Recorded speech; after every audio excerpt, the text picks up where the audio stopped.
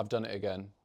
I should be banned from eBay, and it should happen quickly. Welcome back to Hudson Auto Films. And yes, today we have a brand new car on the channel. Not that you can call it that really, it's barely a car and it's certainly not brand new, but it is a bit interesting. I think that's the best way to describe it. So it's no secret that the 1980s were full of crazy hairstyles, but importantly, some pretty outrageous cars. And I'm not talking about just production cars. I'm talking kit cars and replicas. But before I show you what's under this cover, you should know that the first car I ever fell in love with, or classic car I fell in love with, was my 1986 Ford Capri. Fast forward a few years, for those of you who watch the channel, you'll know I have a bit of an obsession with Aston Martin. And well, it turns out in the late 80s, someone had the same inclinations. Back in the 80s, the king of the road was the Aston Martin V8 X-Pack. It was Aston's final big send-off for their V8 series, which had been dubbed the first British supercar. But most people couldn't afford that whopping sum of money. So a man came up with a solution. And well, here it is.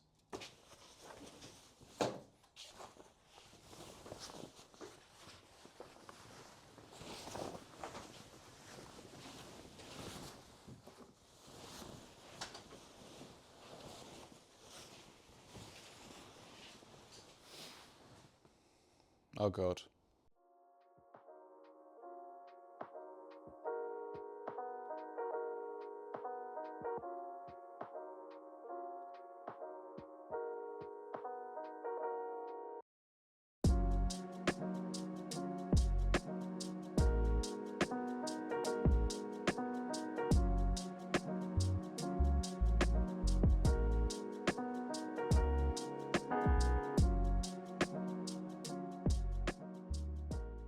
So essentially what this is a 1979 Ford Capri Mark II, which has had a full fiberglass body replacement, which back then was quite an unusual thing. We see it a lot more nowadays, but this was probably one of the first of its kind to undergo that sort of thing. Obviously it's also had a roof chop, which was a lot more common back then, and a lot less common now.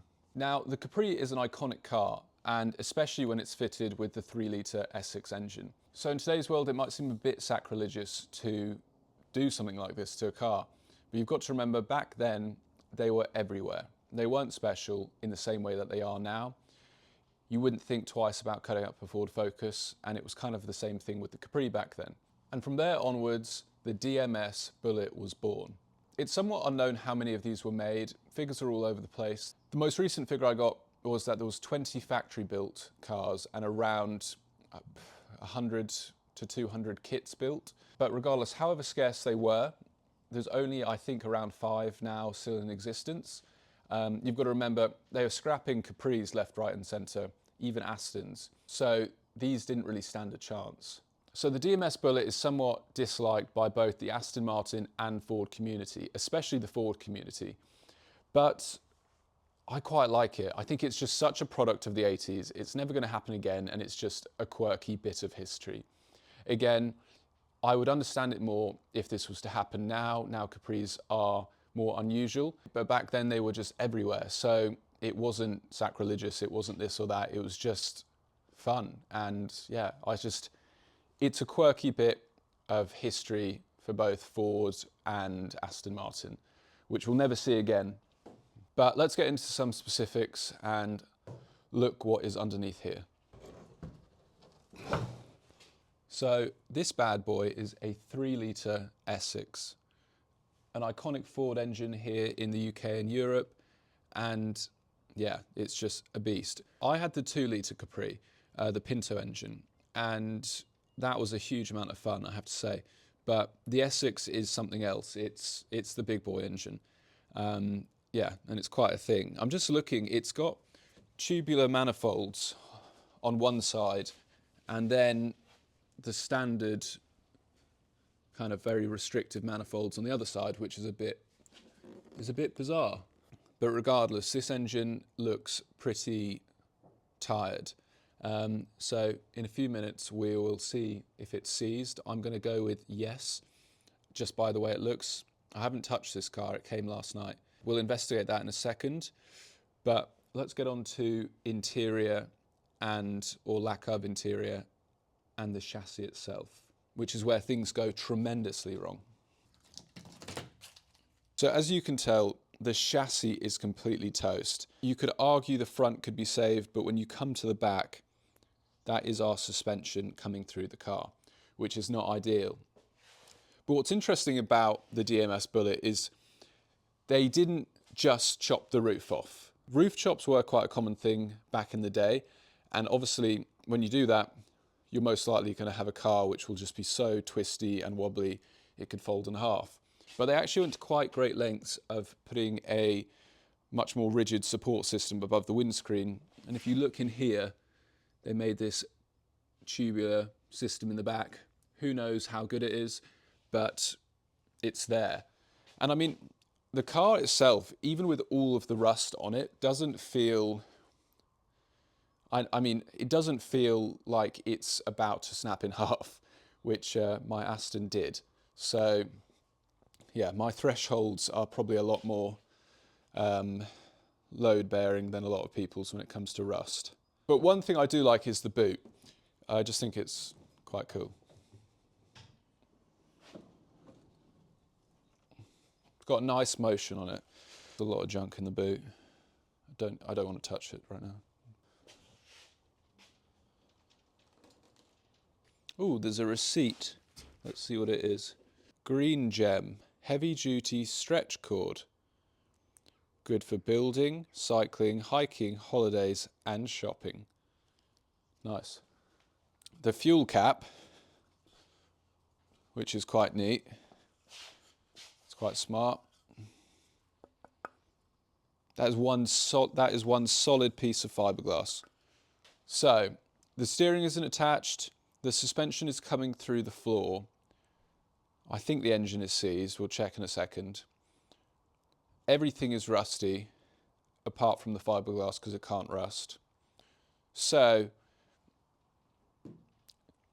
the bits DMS made are actually in pretty good condition. Unfortunately, the Ford underneath is not. So this arrived not yesterday, it actually arrived the night before, but I spent all day yesterday getting it inside. I'll insert some clips. Basically, because it's got no steering, it's, you know, the suspension is coming through the floor, all that sort of thing.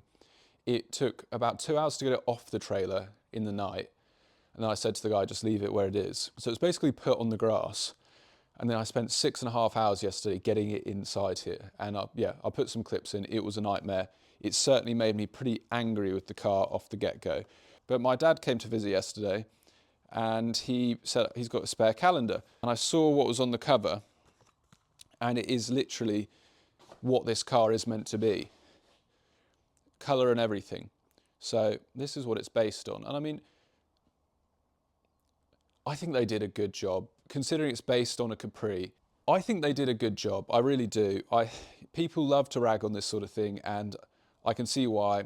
I'm not usually a fan of replicas either, but for making a fiberglass body that directly fits on an unmodified Capri chassis, they did a good job. And yeah, I think it's quite impressive how accurate it does look. Actually, the wheelbase is very similar to the real car. If I turn you round, you'll see the 1971 DBS, which is essentially the same underlying platform as the later V8 cars. And when you look at them, the significant difference is width. The Capri is a lot narrower, and obviously they couldn't just chop right down the middle and then widen it. That's where things would have got even more sketchy. But yeah, so I think they did a good job, I really do. It's hard to convey it in video, but yeah, it's really interesting. I think before we tackle this seized engine, let's give it a wipe down. It at least deserves that.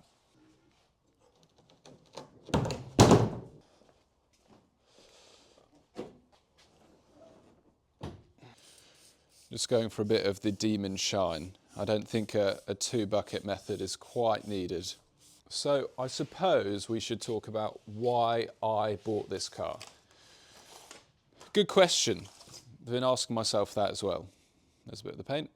I think I've always been aware of the DMS Bullit and a bit curious about it, because it's one of those cars that you can, you might not like it, you might like it, but regardless of your opinions on it, it's always going to be a bit curious. Just such an unusual thing, and as I've said a million times, so of its time. Ow. And sharp. But for those of you who watch the channel, you'll know that all of my projects are rather large and intensive. And I suppose serious. When it comes to the red Aston, everything we do to it requires a lot of thought and attention. And just, even when it comes to welding, it's not like you can just put a patch in. It has to be to such a high standard, and sometimes that can take days just to do such a microscopic area.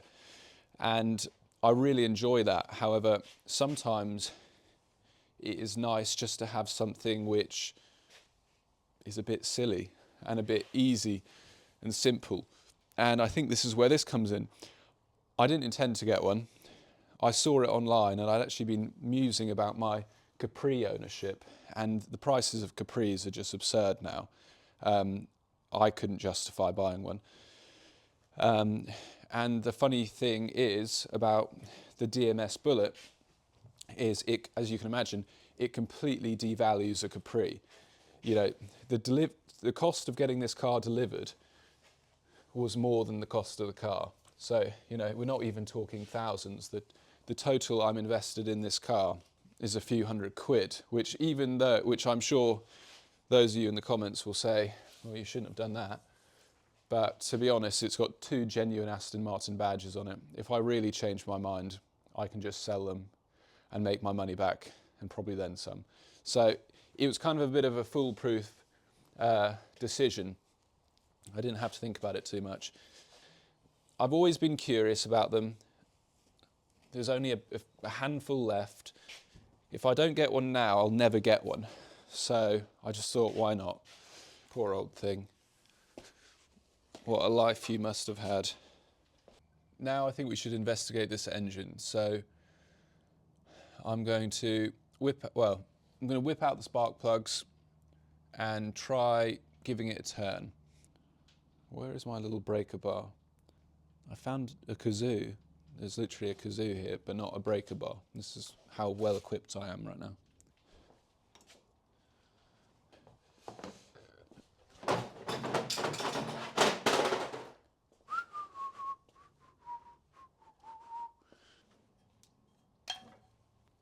Come on, you bugger.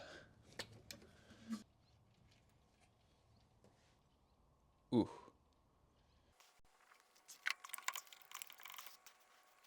Let's check the oil whilst we're here. That is very, very, very black.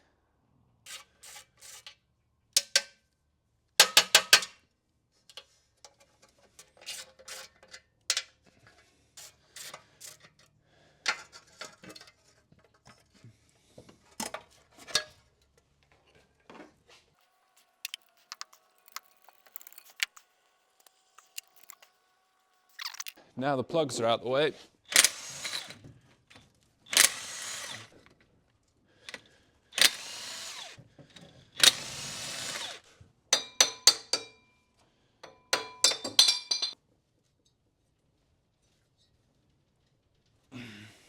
I was hoping there was somewhere where we could put a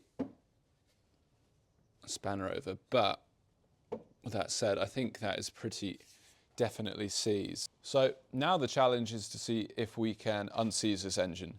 Of course, this car is not going to see the road probably for a very, very long time, and this engine will need completely rebuilding, but I just want to see if we can get it to move at all. So I'm going to let this soak for a few days. We'll review it in the next one. There's lots of different practices when it comes to unseizing engines, but really just any light oil. I don't want to start touching diesel, even though it is effective. I don't. So we're just going to fill the bores up with WD-40, leave it to sit, and yeah, hopefully introduce some life into it again.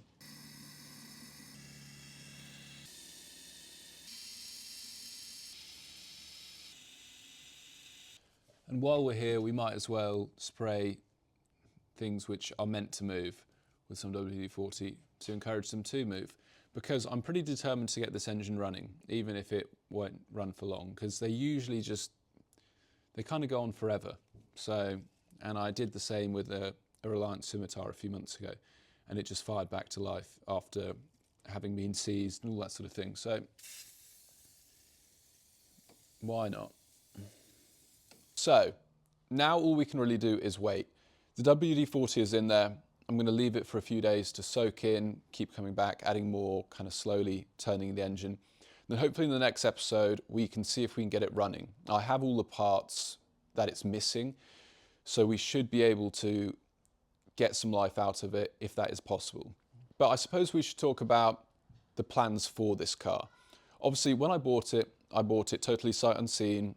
I had the insurance policy that if all things went wrong, there was enough valuable parts on the car to make my money back, just in the badges. But I didn't expect it to be this rusty. I knew it was going to be rusty, but this is bad. Before I was aware of how rusty it was, I suppose I had 3 lines of thought, which are still applicable because there's ways around it.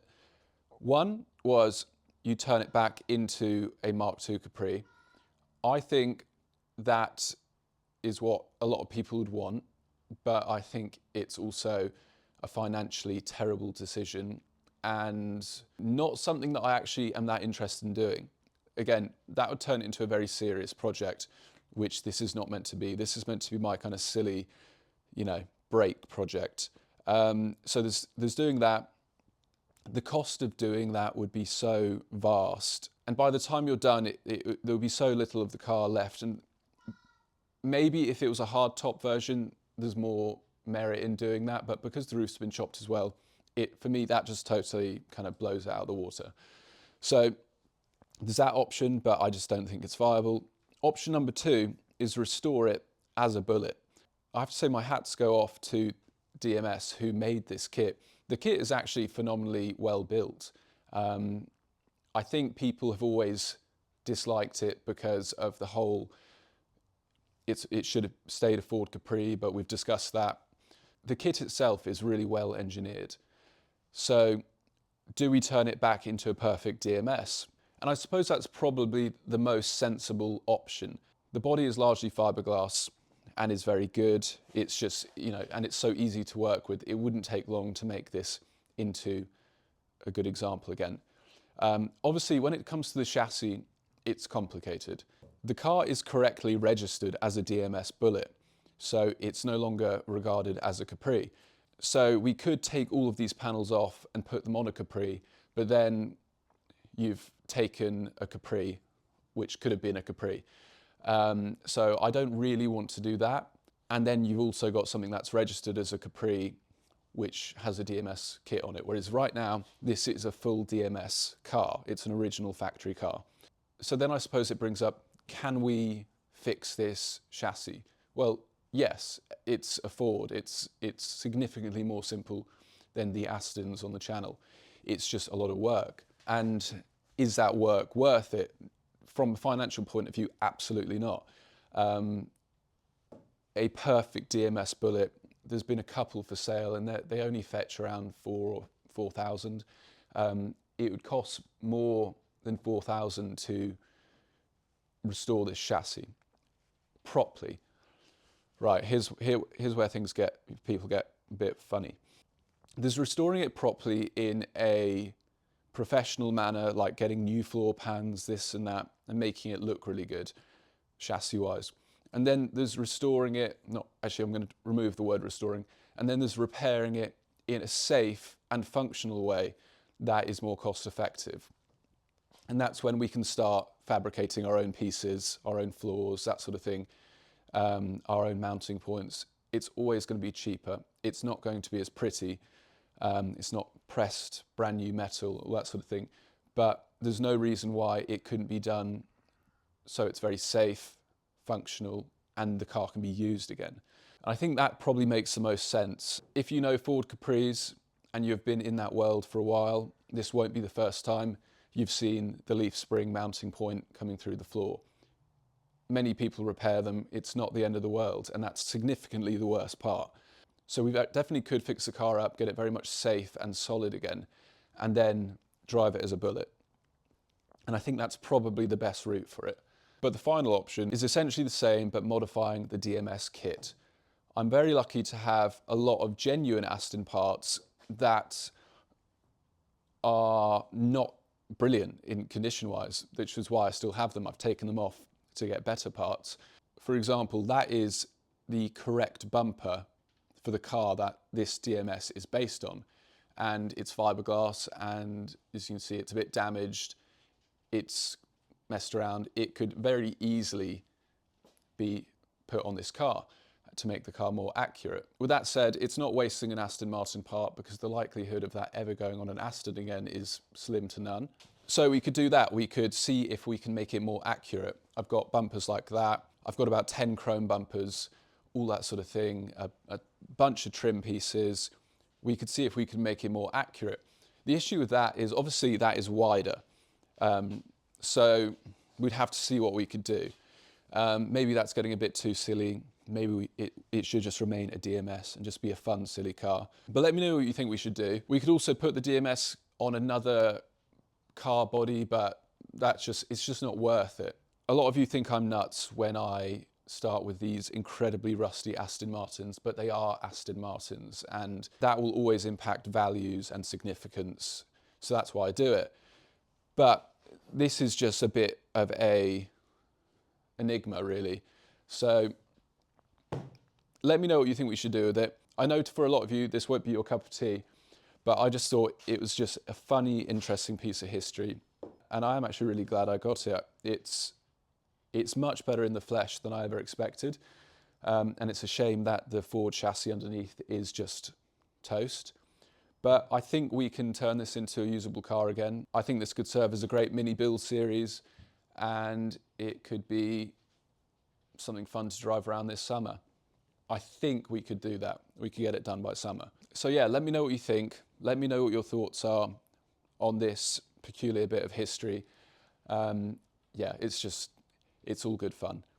In terms of the other cars, the red car is coming along nicely, the red Aston. In the next episode on that, we'll be dropping the suspension, putting on a trolley ready for our rust treatment. So that is good. The 4x4 Aston, that video has been doing really well, the introductory video on the wrecked V8. That is coming in a couple of weeks, the first episode, where we start to strip down the Land Rover Discovery and get ready to put an Aston Martin body on it. So, all sorts of fun. It's all happening. And I'm incredibly grateful for all the support you've all been giving me recently. The channel is growing really fast, and it's remarkable how nice everybody is about the nuts things I do in my spare time. And I'm really pleased that people are enjoying it, because I'm having a fantastic time making these videos and working on the cars. I'll see you in the next episode. Please like, share, subscribe, comment, all that sort of thing. We have merchandise. Please check it out. It is in the description, and also a Patreon link. All of that sort of thing just helps make more content and goes straight back into the channel, which helps me put out episodes quicker and all that fun stuff. But yeah, I hope you enjoyed this episode looking at this peculiar piece of 80s history. And until next time, take care, and I'll see you then.